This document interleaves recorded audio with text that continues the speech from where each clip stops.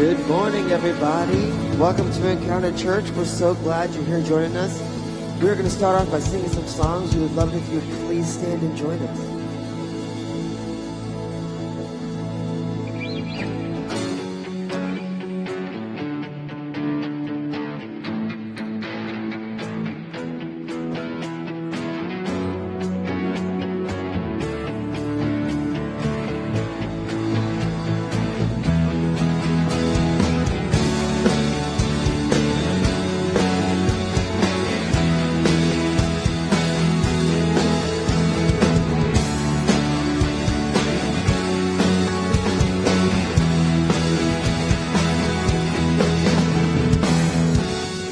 Nothing can separate.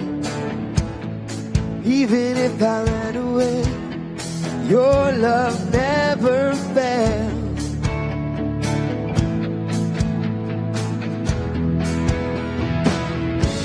I know I still make mistakes, but you have new mercies for me every day. Your love never fails. And you stay. You stay the same through the ages. Your love never changes. There may be pain in the night, but joy comes in the morning. And when the oceans rage, I don't have to be afraid. Because I know that you love me. Your love never fails.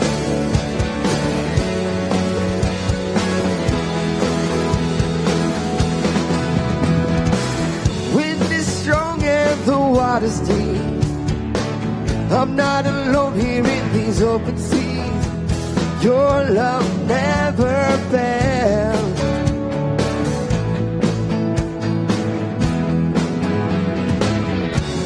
The chasm is far too wide. I never thought I'd reach the other side.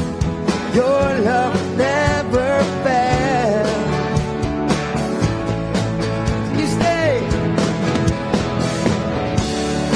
the same through the ages.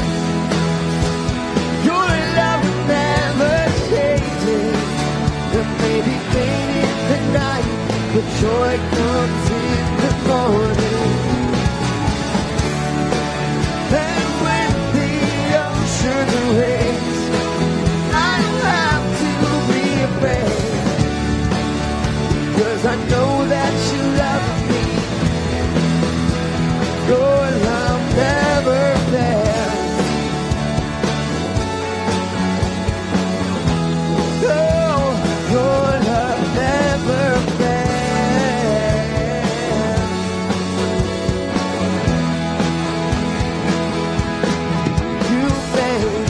All things work together for my good. Lord, you made all things work together for my good. Do you believe that? Sing that out. Make all things work together for my good. Lord, you made all things work together for my good.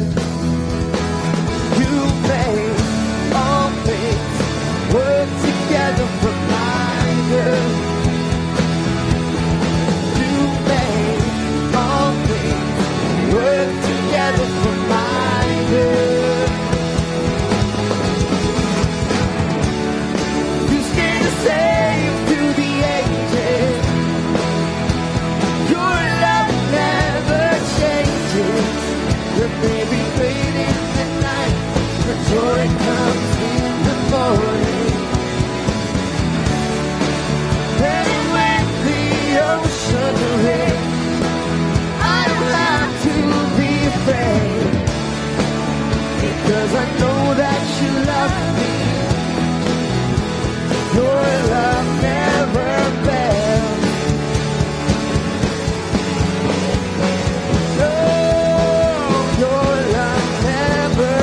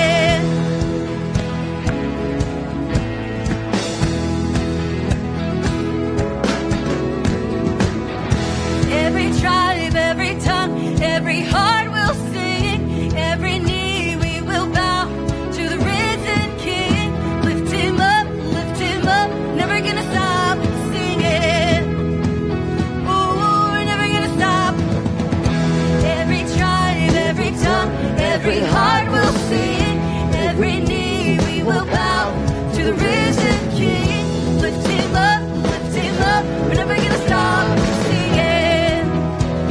Oh, we're never gonna stop. High, high, hearts burning bright like a fire. Voices unite, making louder, louder. Never gonna stop singing. Oh, we're never gonna stop. High, high, hearts burning bright like a fire. Voices unite, making louder, louder. Never gonna stop singing. Oh, we're never gonna stop singing. Yeah, Jesus.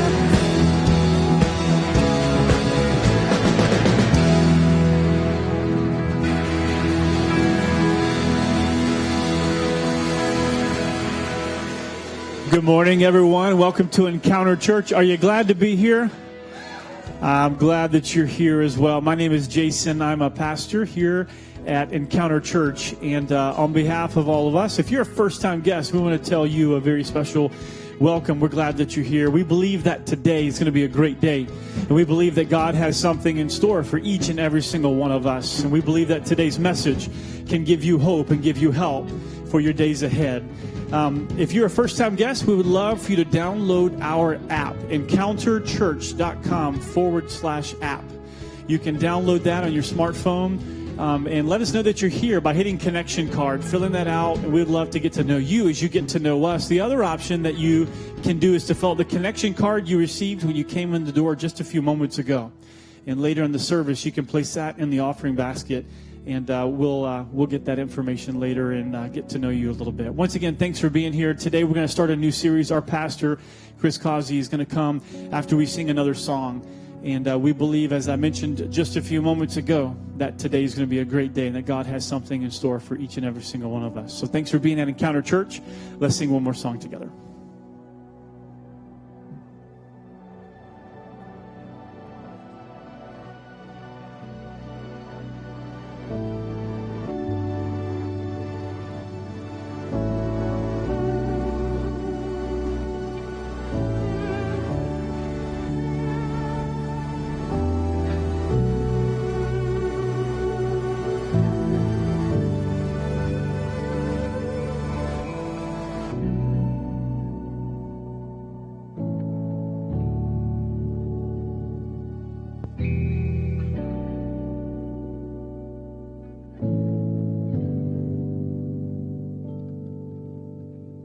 Sky spin their dance within your breath.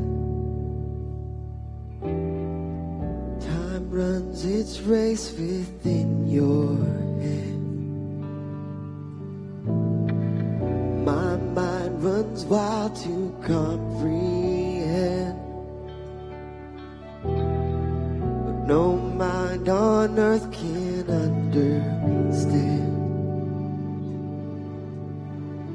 Your ways are higher, your thoughts are wilder. Love came like madness, poured out in blood-washed romance.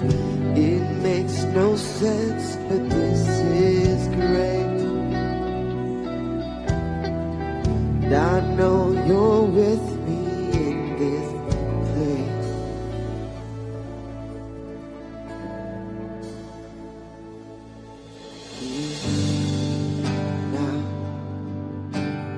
All I know is I know that you are here now. Still my heart, let your voice be all I hear now. Spirit breathe like the wind, come have your way. 'Cause I know you're in this place.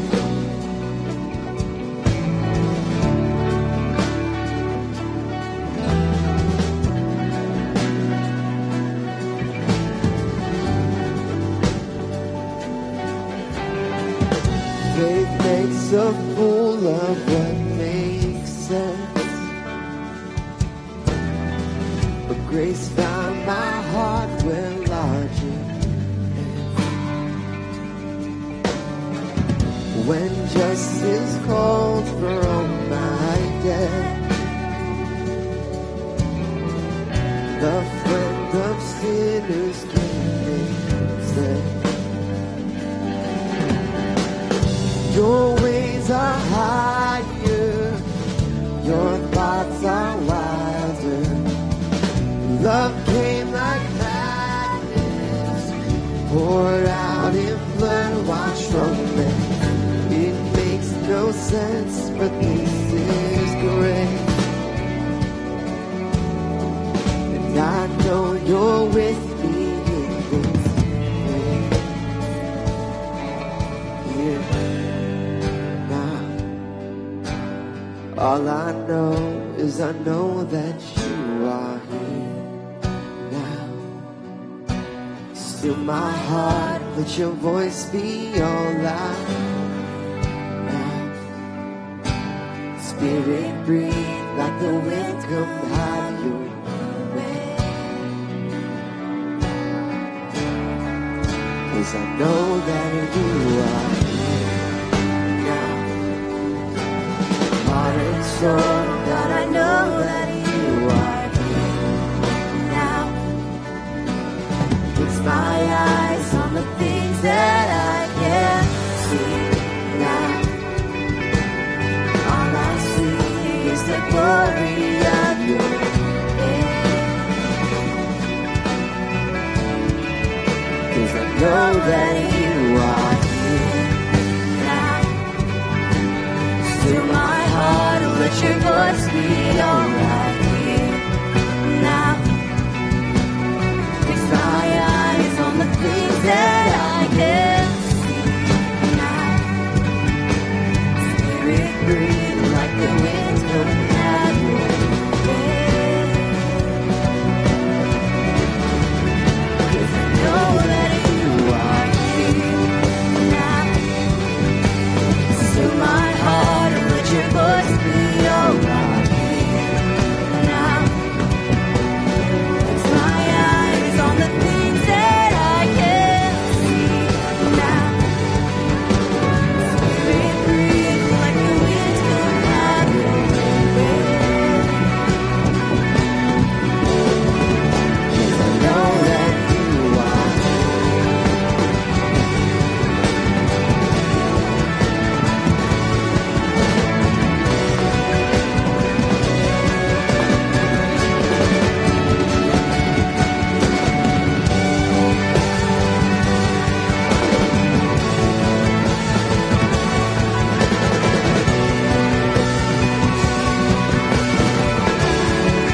Cause I know that you are here now.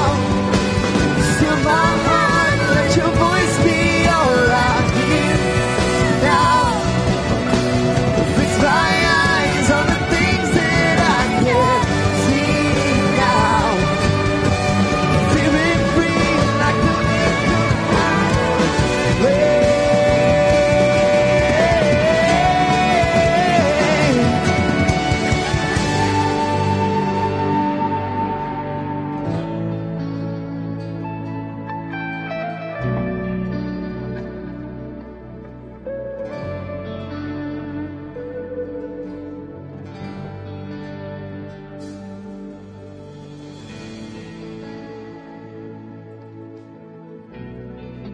You may be seated.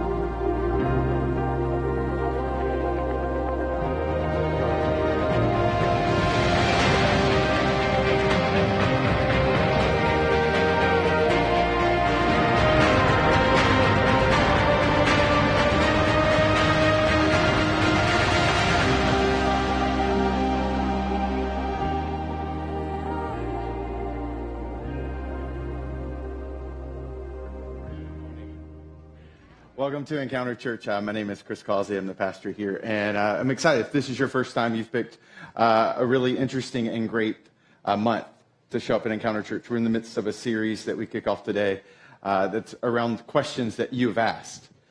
So over the course of the last month, we have had it out there for you to kind of propose any question. What would you like for us to dive into? And so typically at Encounter Church, every month, we grab hold of a concept or a theme, and we work through biblically what is God, what do we see in the Bible, what does it speak to, how does this look like to live our life in that way? And so it's usually cohesive, and there's this like movement through it. What's fun about this series is that you've made it hard for me, and that there is no cohesiveness. It's this kind of glob and blob. And to top it all off, it's your questions. Which I don't have a problem with questions, but I've learned through this series that people's questions, I have to channel this parenting moment I have. If anybody has a small kid, you know that questions can be dangerous things, right? What is sex, Dad? And that's just, not sure. And it's just, it's because that day they learned there's two. There's male and female. And if you don't understand what that question means, you may launch into things that you never, ever planned to go with your 6-year-old. Or just this past week, when my daughter sitting at her dinner table said, "Dad, I have a boyfriend." And I passed out, fell back in my chair. And once I got back up, I said, "I'm sorry, what's his name? I will kill him." Right? And Jenny, who's so much wiser than I am, recognizes that with questions, there are assumptions, and you need to dig into it. She was like, "So, Ella, what does it mean to have a boyfriend?" "Oh, he's my friend, and he's a boy." And at that point, I put the gun and the knife up and said, "Okay, he can live another year." But the challenge with questions is around assumptions. And so when I get these questions, I know that oftentimes there are questions behind the questions. And there are experiences behind the questions that you've asked. And one of the questions that I thought was a brilliant question, but it was so loaded, and there's so many assumptions behind it, and there's so many tensions and background and tradition and baggage, was this question around the church. And so I wanted to take that question, and I wanted to drill through and blow up everyone's assumptions, and just kind of, even at the beginning of this moment, ask the fundamental question: what did Jesus have in mind? If he created it, if he originated it, if he started it and it was his idea, what did he have in mind? What did he envision that we could become? And it's a story that I want to take you to, because I think succinctly, I want to give you two statements that I think captures the answer for what Jesus had in mind when he created the church. It's really simple.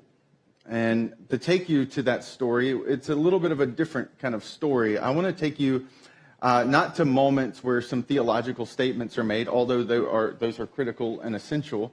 I want to take you to a moment that I think captures those two statements really well, that really succinctly kind of puts skin on what I think Jesus intended the church to look like.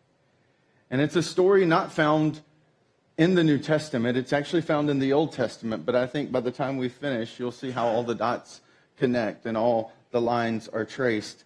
It's a story, in fact, that actually embodies a lot of how we do things at Encounter Church. This story I'm going to read from this morning, that's in the app already preloaded for you, really captures the backdrop of Encounter Church. Because I do see in this story the two statements that I want to answer that question with. It's found in the book of Exodus. It's a story that plays out pretty quickly with the start of the book of Exodus. And just kind of as an overview, as you're clicking on the app, or as you prepare to read kind of with me on the screens or open up a physical Bible, the Bible as a whole, kind of our religious text, what we believe to be God's words that guide and instruct us in every single day of our life, that is comprised of two volumes. There's the Old Testament and there's the New Testament. And to kind of summarize it very succinctly, is the Old Testament was really built around two things. One was God's kind of beginning of birthing a new people, and to those people he gave two promises. The first promise was a promised land, that I was going to create for you as my people a special place for you to live and to dwell. And that was the promised land piece. And in the midst of the Old Testament, a second promise emerges that is the greater promise, which is the promise of the promised one. So throughout the Old Testament, the promised land and the promised one kind of are the essential backdrops for what's happening in the Old Testament. The New Testament takes up the Old Testament promise around the promised one, and that is what the New Testament's focus is on. So Old Testament, oversimplified, promised land. New Testament is really about fleshing out the promised one. And we believe that was Jesus. So when you kind of have that backdrop, you see how they're connected. God was doing something. And out of what he was doing, these two promises provided the tracks for this storyline of hope that he was unfolding for humanity. And it's in this moment, in Exodus chapter 3, that we see the birth of both of these pieces. That the promised land gets put before the people for the first time. The book of Exodus, the second book in the Old Testament, is primarily focused on a guy named Moses. And Moses was a man who, like in August of last year, we spent an entire month talking about, because he's an incredible man. He was a very ordinary man. But yet in the midst of his life, God did some extraordinary things. And Moses grows up in a time when the people that he belongs to, his ethnic group, is enslaved. And it's a brutal enslavement. And the people are growing fast, and the government, the Egyptian government who's enslaved these people to build their pyramids and their infrastructure, start to notice that, man, these Jewish people are multiplying fast. There's a lot of babies being born. And there starts to be a fear at the highest levels of government that there could be an uprising waiting to happen. And so what happens is the Egyptians institute a genocide. All the male babies are to be massacred that are born in the Jewish people, because they want to suppress and press down any attempts that the Jewish people may have to overthrow the Egyptian government. And so babies are being slaughtered as they're being born. And one of these babies, a baby named Moses, gets by the spies and is put inside of a riverbed and is kind of launched out with a prayer that, God, I hope you save my son. And lo and behold, it just happens that he gets found by an Egyptian princess who brings him in, whose heart is moved, and who raises him as royalty in Pharaoh's house. And Moses grows up, and well into adulthood, he lives his life as Egyptian royalty, as an Egyptian prince. He has everything that his people do not have. He has all the trappings of the royal life, and yet something inside of him is stirring. He believes there should be more, and so he sets out and he does something foolish. He kills someone, because Moses is trying to jumpstart something. He's trying to make something happen in his life. And he ends up overnight going from being an Egyptian prince to an Egyptian fugitive. And he has to flee the nation, the only place he's ever known. And he goes into the wilderness, into the desert. And there he meets a family that he ends up marrying into. And he becomes an employee of the family business of taking care of sheep and goats. So this man who had been Egyptian royalty is now living in a desert, taking orders from his father-in-law. Can you imagine? With his highest responsibility is taking care of animals. He had servants that used to respond to his every whim, and now he's in charge of stupid animals. That's life. And that's what life is every single day, and every single day turns into months, and the months turn into years, and the years turn into decades. And Moses is just living this repetitive, monotonous, tragic life of a man who once had something going for him, and now that the world is forgotten about. And it's that man that this story unfolds with. Now Moses was tending the flock of Jethro, his father-in-law, the priest of Midian, and he led the flock to the far side of the wilderness, and he came to Horeb, the mountain of God. So everything I've just told you, which is what that first sentence is trying to set the tone for. Not only is he in the middle of nowhere, Moses wants us to understand that there is nowhere, and then there is the far right side of nowhere. That's the place where your cell phone doesn't work, where you don't get internet, right? That's the middle of nowhere. It's one thing to be driving around and looking and be like, man, I think we're in the middle of nowhere. It's another thing to look down at your phone and say, we are, in fact, in the middle of nowhere. There is no connection to humanity. It is just us, right? And that is where Moses is. He's by himself. And he's wandering around the wilderness with sheep and goat. And he's alone. And it's amazing. I don't know if you experience this, but life can be really fast-paced. But I've found that no matter how hectic my day is, when I go to lay my head down at night and the world stops moving, that's when thoughts kind of begin to surge and come in. It's where all those things start to bubble up, all the thoughts that you didn't have time that day, all the fears, all the anxieties, all the what-ifs and the worries. They come to mind when you're laying in bed and there's just you and a clock ticking beside you. And this is Moses' day, every single day. Just a lot of time to think, a lot of time to reflect. He's perpetually, his head is on a pillow, thinking about what could have been and what is. And it's yet there that the angel of the Lord appeared to him in flames of fire from within a bush. Moses saw that though the bush was on fire, it did not burn up. So Moses thought, I will go over and see this strange sight, why the bush does not burn up. When the Lord saw that he'd gone over to look, God called to him from within a bush, Moses, Moses. And Moses said, here I am. When you are in charge of nothing but animals, anything becomes interesting. A bush burning is interesting. And Moses sees a bush on fire, which is not necessarily uncommon in the wilderness. But he noticed it has this peculiar fact or trait. The fire is not burning the bush. The bush, this ordinary bush that he has seen time and time again, seems to have something extraordinary happen. And so Moses drifts over to that because he has absolutely nothing but time. And he walks over to that bush. And when he gets there, he does the only thing, quite honestly, that you and I would do outside of running. He goes present. Right? I think he reverts back to like third grade Moses when he hears his name called out and he's like, present. It's just, what do you do? The bush just talked to you. There's nowhere to go. If the bush is speaking, he might have other bush friends too. And so I'm just kind of stuck out here. And so you go present.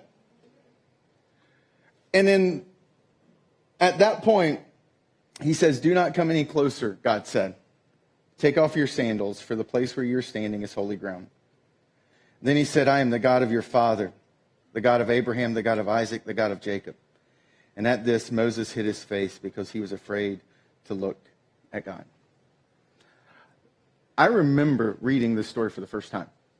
I'd become a Christian. It was about 2 months into becoming a Christian in college.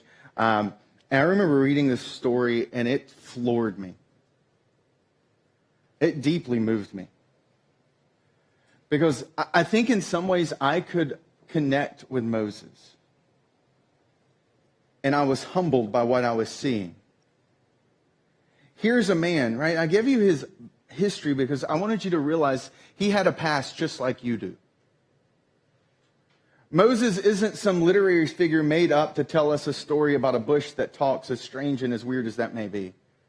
Moses is a man who had a story, who had hopes, who had dreams, who had disappointments, who had doubts, just like you and I do.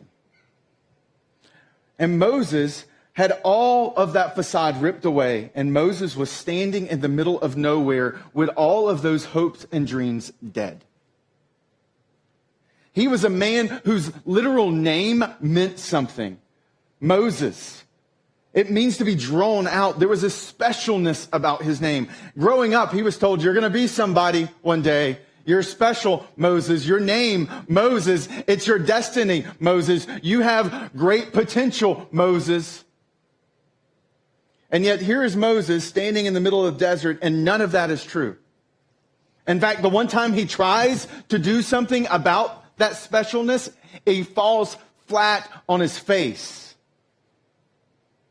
And so I think that's when I read it, I was so deeply moved by this man, because here is a man who had flesh and blood and dreams and doubts and disappointments, just like you and just like me.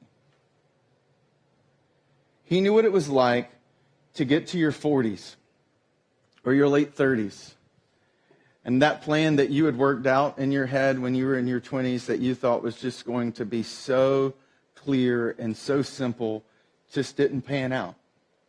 He knows what it's like to look and to wake up every morning in a place that you never intended to go there. In fact, when you were growing up, you didn't even know that there was a ticket to get to that place. And if there had been, you sure would have never bought it. He knows what it's like to live with that disappointment, to know that he's disappointed his parents, to be in a job he never, ever wanted to be in. Can you relate to that? To punch a clock at a place that you never imagined, a place where punching the clock can become a prison. Yeah, this is his life. Every bit of your doubts and your struggles, your fears, your insecurities, Moses has it, and he's surrounded by goat and sheep. And that's it. And yet in the midst of that place, in the midst of living in a world where he has been forgotten as a fugitive, where he is just constantly reminded of what he has not done every time he's heard his name, God speaks. I mean, think about it. His name was a reminder of how he had failed. And what does God do? God speaks his name. God finds him in a place that he thought no one could find him. There is not a tile or a GPS tracker that could have found Moses that day, and yet God finds him in that place and in that space. And it's in that moment that I think what we see coming out is this picture of what I think church is meant to look like. It is a place where you can experience hope. Moses is in a hopeless place. And what does he find there? Hope. He meets a God who knows him by his name. He meets a God who has watched him his entire life. It may be that all of the Egyptian government, all of his family members have forgotten about him, but God has not. God has not abandoned him. God has not dismissed him or written him off. He is still wanted. He is still pursued. He is still loved. He is still known. And that is what Moses finds in the middle of nowhere that day on the mountain. That God says, I know you by name, Moses. I know what you have done. I know where you have come from. I know your anxieties. I know your fears. And yet in the midst of all of that, I want you. And I have hope for you. And this isn't I ate a mushroom and now I'm in the middle of nowhere and I got a bush talking to me, though that might have crossed his mind. This is significant hope. This is hope that goes beyond, I don't know if you remember this, but I remember losing my hair. And it was around that same time period where infomercials would come on. And one of the infomercials was like, are you suffering from male pattern baldness? Do you wish that you reclaimed that beautiful mane that you once owned? Well, if so, for 3 easy installments of $19.99, you can have it back. And I look, and there in the commercial is a man with a spray can, and he is doing this. And he's getting his hair back. And I'm watching that commercial, and I'm like, that's black spray paint. $60 of black spray paint. I'm not talking about that hope. I'm talking about hope that has a name. The God of Abraham, the God of Isaac, the God of Jacob. Hope that has substance. Hope that is a person. Hope that is perfection. Hope that is powerful, right? Take off your shoes, for where you're standing, Moses, is holy ground. You see an ordinary bush, but I am doing something extraordinary. I've chosen this spot to meet with you and to infuse hope into your life, Moses. And I believe that when people walk in here on Sunday morning, that what they should walk out with is that little bit of odor of hope trailing behind them. You know, when you go to someone's house and they use air fresheners or it's just kind of, and you leave and you smell like it. My wife can tell when I've been to Starbucks because I walk in and I waft coffee. She's like, you've been to Starbucks today, haven't you? And I'm like, can you smell it? I think when people leave here, they should smell the hope on us because we've been in a room that's different. We've been in a place that's different, a place where hope is present because hope has a name. It's why I love getting to stand at Starting Point and interacting with you. A few weeks ago, someone walked up to me, and it was their first time here, and they'd been invited by someone who comes to Encounter Church semi-regularly. And she walks up to me, and she said, when I first walked into this building today, I looked at my friend, and I said, this is not a church. This is weird. Then I listened to the music. The music is weird. Is this a rock concert? Like, what is this? And I'm like, yes, I know. It's weird, isn't it? She said, but when the service was over, I looked at my friends and I said, if this had been what church was like when I grew up, I would have never walked away from it. I would have never made the choices I made in my life. I love that I get to hear those stories. Because I recognize this is weird. A bush burning, talking to you in the desert is weird. It's okay that the music is weird. It's okay you may not like the music. It's okay that you may not understand always how this thing is going on around you. It's not about the weirdness. It's about the fact that it works. That there's hope present. And that this is a place and a space where we can experience that hope, where we can be transformed by that hope, that we can bump into a God, even if we're not sure what his name is, that we can bump into a God who can reveal to us that he is greater than the struggles that we walk through, that he is grander than the problems and the griefs that we find ourselves in, that he is not a God who is just trying to give us escape from our life, that he is a God who can give us energy to walk through our life. That you should be able to walk in here, and if you've had a week like mine the last couple where if you drank, you would drink. I think you should walk in here and with that honesty be able to experience a God who gives you something far more than the escape that our computers and that our substances can give. But it gives you freedom. Moses was a fugitive, and he meets God at a bush, and he becomes free. A man who had been enslaved, he leaves a liberator. Right? That's what keeps happening in this storyline. I sincerely believe that kids who come and grow up at Encounter Church, whether they're babies, they're preschoolers, whether they're elementary kids or they're teenagers, that when they talk about church in the future, when I jump in that time machine and I imagine what conversation looks like in the future, they don't tell stories about surviving church.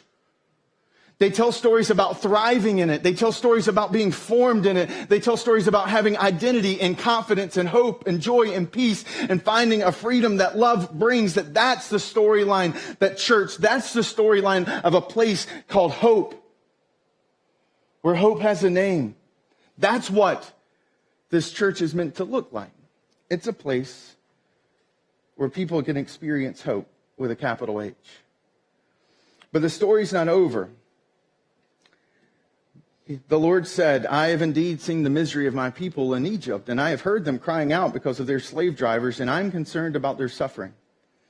So I've come down to rescue them from the hands of the Egyptians and to bring them up out of the land into a good and spacious land, a land flowing with milk and honey, the home of the Canaanites, Hittites, Amorites, Perizzites, Hivites, and Jebusites. Can I just pause for a second? Because when I read that, I feel like I'm listening to a commercial about some medicine I should be taking. Are you currently suffering with Hittites, Hebusites, Jebusites, and Perizzites?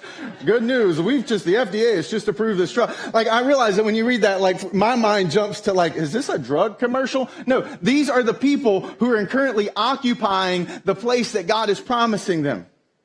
God's not saying, I got an empty plot of land that's going to be easy to step into. God's actually saying to Moses, I know that you have lived your life as a fugitive for the last 40 years, but I'm about to turn you into a liberator. Oh, and by the way, I am going to do something so incredible that you're going to take people into a place that is filled with enemies, and yet you will still thrive.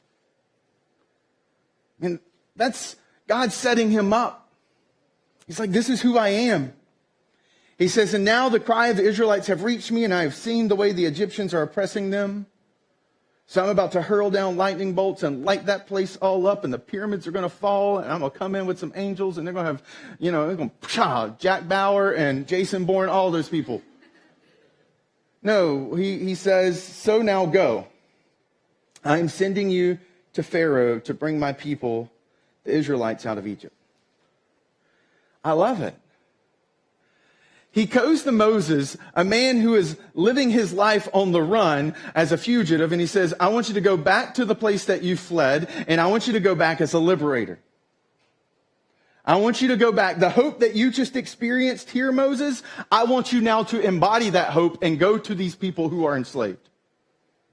Because church is not just a place where people can experience hope, it's also a people that embody hope. And that is the other distinct statement, that when we talk about church, church is not just a place where you can experience hope, but church is a people who embody it. That the hope that we discover here on Sunday mornings isn't meant to stay here. It's meant to go out. That Moses, standing before God, is told, I've heard the people's prayers, and now I'm answering it. And by the way, Moses, you're the answer. Is it possible that there are people praying in the places that you work, in the neighborhoods you lead and you live in the schools that your kids attend? Is it possible that they are praying prayers and they may be wondering if God is even hearing them or answering them, but the answer to their prayers is you? The answer to their prayers is sitting beside them in a cubicle. It's sitting across from them at a cafeteria table. I sincerely believe that we are not just to be a people who experience hope, but we are meant to be a people who embody that hope as we go into the world. For far too long, people have written off Christianity because of the people they have met who claim to follow Jesus. And I remember growing up, and I would make the same statements. I would write off the church because of the people who would claim to be a part of the church. Because they were the ones who were doing the drugs and doing the partying thing just like I was. And I just had in my head that if you believe something, it should change the way you behave. It should make you different. And I just remember being confused by those people. And then in high school, on my senior trip, I had one of those 24-hour diners. It was a late night run, and me and a group of friends went there, and I ordered this something, egg concoction. And a few hours later, I was prepared to write my will and last testament as an 18-year-old because I gotten food poisoning from that egg. It was the most excruciatingly painful moment in my life to that point, my short little 18-year run. It was gut-wrenching in all the literal and figurative kind of ways. I hated eggs. I swore off eggs for years, would not get near them. The idea of an egg made me sick. I refused to eat eggs because I had experienced a bad one. And one day it hit me. I am missing out on a whole rich world of fried and scrambled and sunny side up. Like there is a whole world out there that I have closed off because I had one negative experience that made me sick to my stomach. But is it possible that I'd overreacted? And I remember having this moment in my early 20s of being like, I think I am overreacting to that egg. And since that moment, I made a decision. I was like, I'm not going to write off every egg and the entire egg industry because of one negative encounter with an egg. And I think it's possible that for some of us, like me even growing up, that we can write off the church because we've experienced a few bad eggs. And that there is so much more richness that we could experience. That just because we haven't seen the best pictures of what it looks like to embody hope does not mean that we can't do it. And that's why when we were dreaming of what does it look like to live out our faith in a way that spills out beyond Sunday, I actually came up with this physical illustration that sits on my desk. And it's just my gut check. Because I will live my entire life, and by God's grace, no one will ever say, I don't go to church because of Chris Causey. Because I said that. And so on my desk sits a Bible. And every single passage that is an action has been cut out. Every single one. If it is a command, if it's a call of what my life is meant to look like, it's no longer there. And there are literally entire chapters of this Bible that are missing. There are books that are missing throughout this Bible. And the reality is, I had a friend of mine one time who was like, "You're a pastor. How dare you cut up the Bible? Like, that's so messed up." I was like, you know what's really messed up is when I do it with my life. This doesn't make people not go to church, but when I do it with my life, it does. When I do it with my life, it distorts people's view of Jesus. And so as a church, we decided we are not going to be a church that just does hope on Sunday morning, that we will equip people to let Sunday spill into Monday, Tuesday, Wednesday, Thursday, Friday, that the hope and the joy that people experience here can flow into areas of people's lives, into our lives, that I imagine of people who embody hope, who go into their spheres of life, and the way they live their life, the way they act, the way they speak, the way they serve, the way they give, the way they move just through the course of everyday life. They don't speak with weird like Christian verbiage and say blessings and sprinkle people with water. I'm not talking about that kind of weirdness. I'm talking about the weirdness that comes from being loved without strings attached. I'm talking about the weirdness of parenting a child, not from guilt and shame, or parenting a child because you've been embarrassed by what they just did to you, but parenting out of love and calling them up to flourish in that. I'm talking about that kind of hope being embodied, which is why on May 20th, I'm excited. We're going to be kicking off a group called the 112. And it's about anyone here who says, I want to take what I'm doing, what I experience on Sunday, and I want to embody it on Monday and Tuesday. And that the 112 will teach you, will train you, will give you the tools that that you need to take the hope and the joy and the love and what you experience on Sunday in the 1 or 2 hours of your week and live it out all 112 hours, which is the average time and the average American is awake.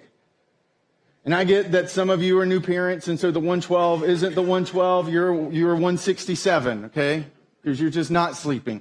But the reality is that we believe that faith can infuse every area of our life, and it doesn't have to make us weird. It doesn't have to make us standoffish. It doesn't have to make us strange. It makes us different, and it makes us better. Because the hope that Moses encountered, he was now being called and sent to embody. And I believe that a church is not just a place where people can experience hope. It's also a people who are meant to embody that hope too. And it's why we serve in our community the way we do. It's the reason that we give over 10% of everything that comes in straight out to make a difference here, there, and everywhere around the world. It's why we are generous from day one with how we orchestrated the gifts that we were going to give and the way we're going to serve and love people. Because we sincerely believe that we are called to embody hope, not just create experiences of hope. It's why people serve on Sunday mornings. It's why people just like you, people just like me, who give up an hour on Sunday to serve in these spaces and places that you may not even know are there. And they do it because they understand that they're embodying hope. That they're creating opportunities for people to walk in on a Sunday morning and to say the things that people say to me at Starting Point. Is because someone said, you know what, on Sundays, once, twice a month, I'm going to serve coffee. I'm going to create an experience where people feel something warm in their hands, where they can have a good cup of coffee. I had a parent recently tell me, I love this church. I didn't take it offensively. They were like, it's the only place in the week I can sit by myself and drink a warm cup of coffee. And I was like, I'm glad we can facilitate that for you. But the reason that happens is not because I got here early to make coffee. It's because someone like you did. And there is a place and a space here at this church for every single one of you. Even if you're not sure what you believe, even if you're working through your beliefs, there is a place where you can belong and you can make a difference. And that maybe today, some of us, our next steps is to open up the app or to swing by Starting Point and say, hey, I want to find a place where I can serve and embody hope. Or I want to be a part of that 112. I want to learn. May 20th, sign me up. Because I think a church is a place to experience hope, and it's a people that are meant to embody hope. And the reason that we can do both of those things is because of this. In verse 11, but Moses said, who am I that I should go to Pharaoh and bring the Israelites out of Egypt? A very fair question. You may be asking that same question. Who am I to serve in preschool? Who am I to run a camera? Who am I to serve in our community? Like, who am I? I've got my baggage. I've got my past. I've got my mistakes. I've got my struggles. Like, I'm not super spiritual. I'm not some kind of like got it all together type. And Moses says the same thing to God. Who am I? And God says, I will be with you. And this will be a sign to you that it is I who've sent you. When you have brought the people out of Egypt, you will worship God on this mountain. God's answer to his objection was the fact that he, God, would be with him. Which is kind of a strange answer. But even yesterday, I was reminded of why it's not that strange. My daughter is in kindergarten, so they have to do little descriptors. They have to write journals and all these storytelling things fairly regularly. And in my household, Jenny is the favorite. I don't know about in your household. I don't know if growing up, if you liked one parent, or maybe you were too kind to tell one parent that you liked them more. My daughter is not. She tells me regularly, I like mommy better than I like you. No joke. We were traveling together last week by ourselves, and she said, Daddy, I really wish mommy was here. It's just not as fun without her. And then she's like, I wish any girl was here. And I was like, what do they have that I don't have? I was like, I don't understand. But this is like literally, this is what happens every single day. And so this past week, she had written a journal and she decided to write about me. And so I was like, all right, I'm curious to know in her little mind what she associates with me, because it's sure as heck not wanting to hang out with me, right? And I get it. I understand. I like Jenny more than I like me too. So I totally relate to it. But I open up her journal and I flip through it, and here's her descriptors. 1, testify. Beautiful, bald head. I was like, girl, you see truth. It's beautiful and it's bald, right? And that was her descriptor. There's me. Actually, in her drawing, she put hair on me so I'd feel better. But she said I had beautiful, bald head. And then underneath it, she wrote, he is strong. And I was asking her about that. And I've noticed that whenever we do things together, Ella takes risk when I'm around. She leans into things. She'll try things because she knows that I'm there. And I've heard her mention it a lot. Daddy, I want to go do this at the playground because you're strong.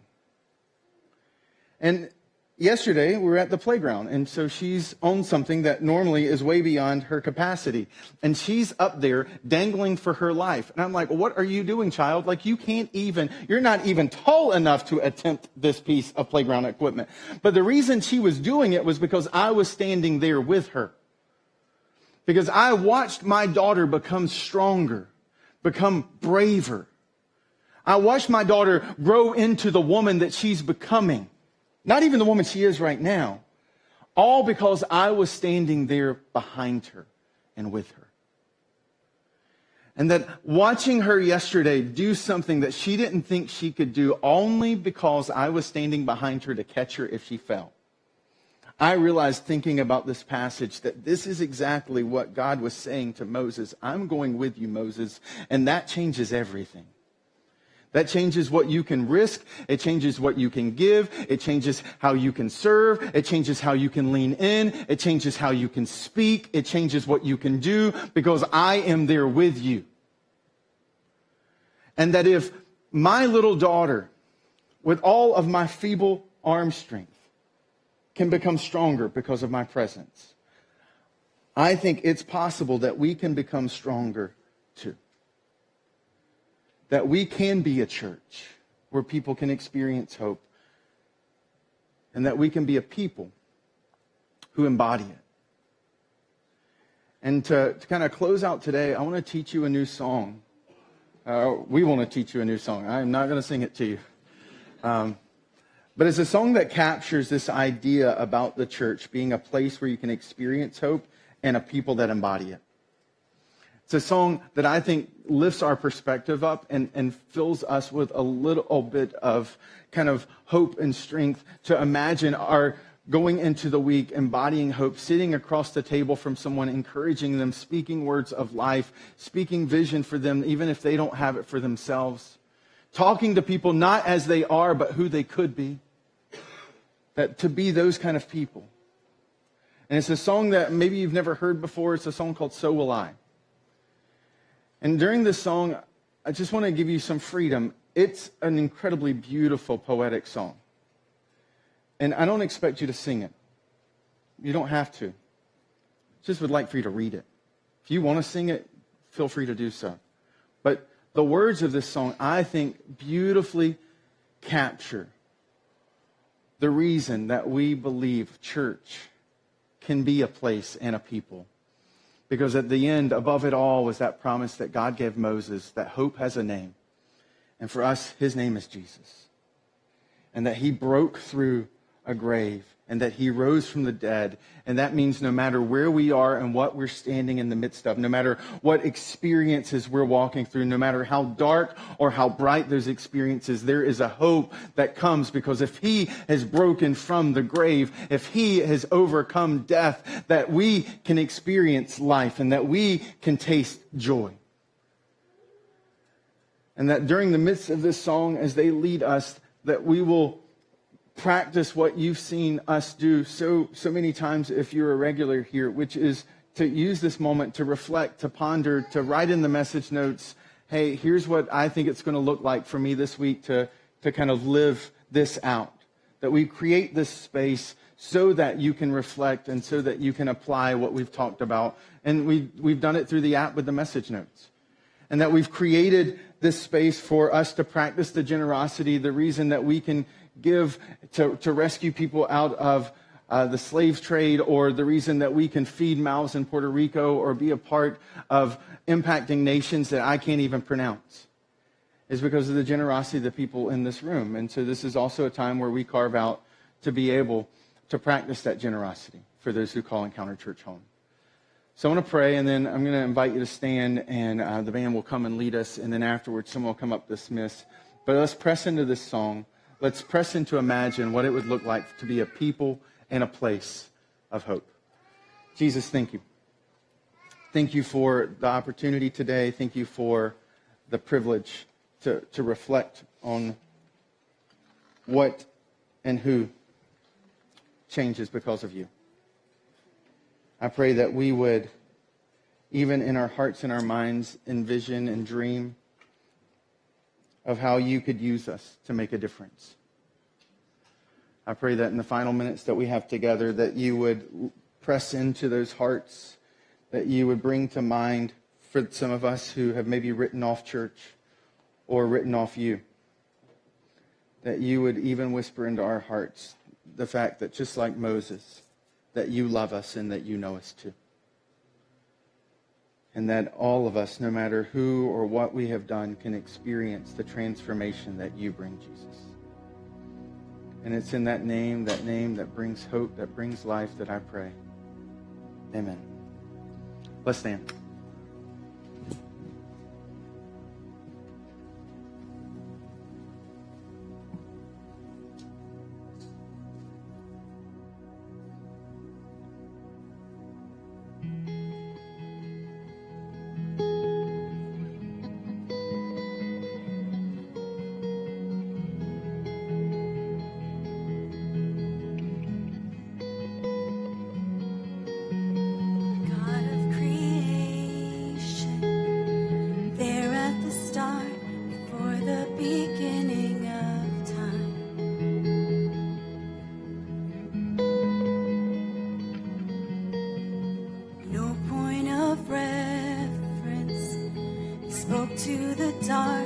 Fleshed out the wonder of light. And as you speak, 100 billion galaxies are born. In the vapor of your breath, the planets form. The stars were made to worship, so will I can see heart, everything you've made. Every burning star, signal fire of grace. Creation sings your praises so high.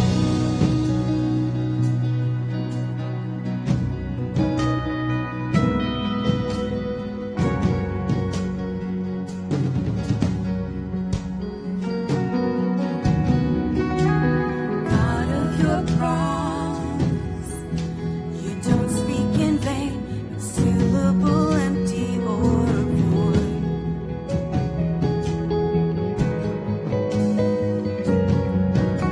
For once you have spoken, all nature and science follow the sound of your voice. And as you speak, 100 billion creatures catch your breath, evolving in pursuit of what you said. If it all reveals your nature, so will I. I can see your heart in everything you say. Every painted sky, canvas of your grace. Creation still obeys you, so alive.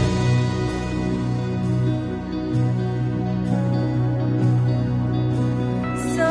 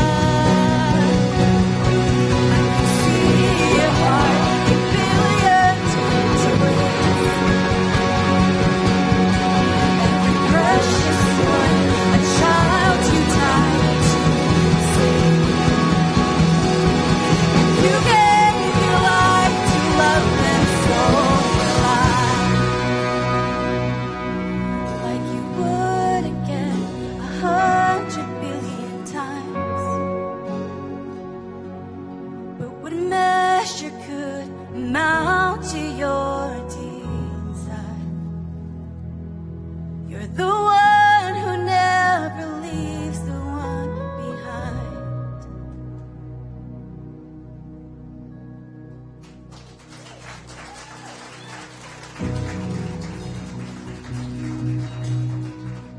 Thanks so much for joining us here today at Encounter Church. We hope you found today's message to be both hopeful and helpful to you. Before you go, I wanted to remind you that next month we are having a baptism service in June. For many of you, baptism may be the next step in your faith journey. If you have questions about what baptism is, please join us on Sunday, May 20th after church, and we'll be here to answer all your questions for you. Until then, we hope to see you next Sunday as we continue our series. Thank you.